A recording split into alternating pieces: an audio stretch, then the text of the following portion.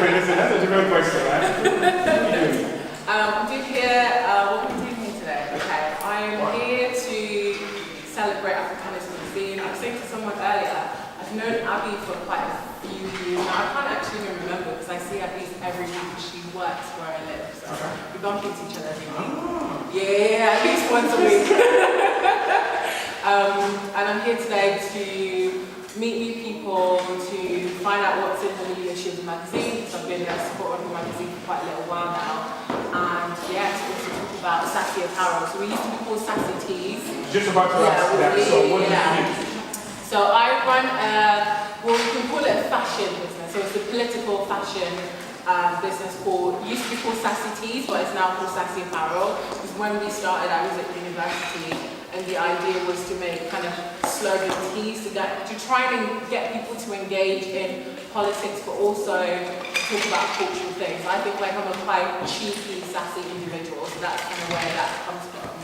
You know what I mean? When I was reading your piece in the magazine, I saw bridging clothing into politics. I was like, what the hell is that? I mean, what brought you into that space? Okay, so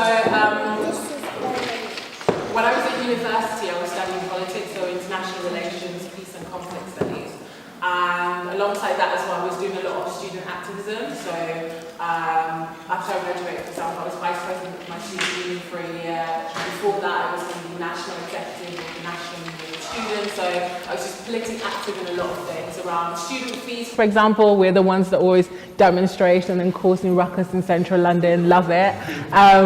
You know, for example, my university tried to shut down like our art school building, and we went into occupation. I slept in there for 3 days.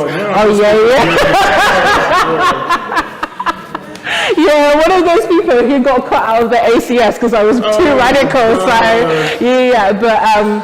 So that was kind of what I was doing, and it was always good to talk to people about things. It's like when you have a conversation with people start to, I don't know what's happened there, just leave it. People start to understand what you're talking about, people start to engage, you know, having conversations is good, but there isn't always time to have those conversations, and I thought that clothing, specifically t-shirt, might be another way of doing it without saying very much, but also trying to grab people's attention. Wow, fantastic. Now, in your piece, you mentioned something which is very interesting. I've never heard of this before. What is a vegan ink? What is that? Okay, vegan ink. So ink. So ink, I-N-K, ink, yeah. So our t-shirts are, so this is another thing to the political element. So when I first started, it's actually funny, there's an estate up here, which is why I used to get my t-shirt made initially when I started 3 years ago.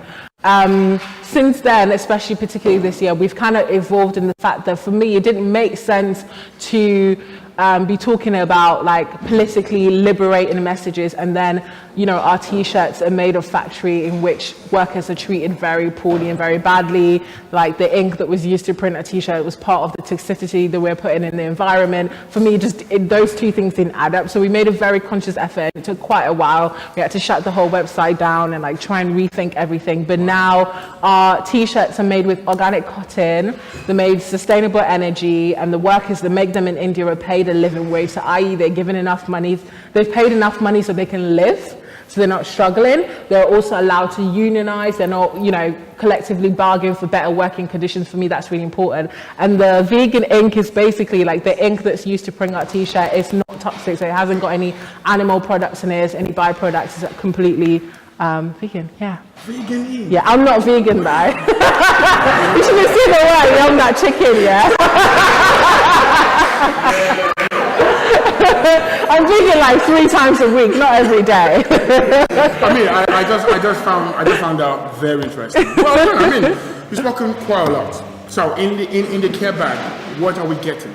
So in the care bag, some people will be getting badges that are kind of our new designs, and it's called the United States of Africa. So for me, I'm a Pan-Africanist. I ultimately believe that the continent will move forward if we're united politically in terms of, you know, how globally things are shaping up to be. But also I really see it as innovators. I think that, I don't know if people see every now and then on Facebook, you see a video of, somewhere in Africa where there's a young person, older person who's like built a library out of like bamboo and made a bicycle. Do you know what I mean? Like there are so many innovative thinking and forward thinking that it's not kind of the, use, dump and buy that we kind of have in the West that I think is really going to be the way forward. And the only way we're going to achieve that is having some sort of political unity. So some people are getting badges, United States of Africa, and they've got some Adinkra symbols on them. So Google them. They all have like really, come talk to me and I'll tell you.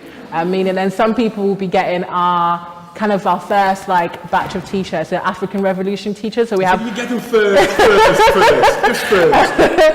We've got Fanon and Nkrumah, Lumumba and Sankara, which I think everybody should look up. They're kind of some of the pioneers about Pan-African thought on the continent. So yeah. Great. Okay. One last thing. How can we reach out to you? How can we get your products? Okay, so everyone's got a kind of leaflet that tells a little bit of our story and how we started and what we're doing, and a very, very cute picture of my nephew on it. So have a look. We're online, so Instagram, Twitter, website. You can email me. I'll be around. Like, feel free and approach me. I like to think I'm a very approachable person, so feel free and approach me. Always, also, this year we've done this thing which is collaboration. So we're always looking for people, ideas, come alive.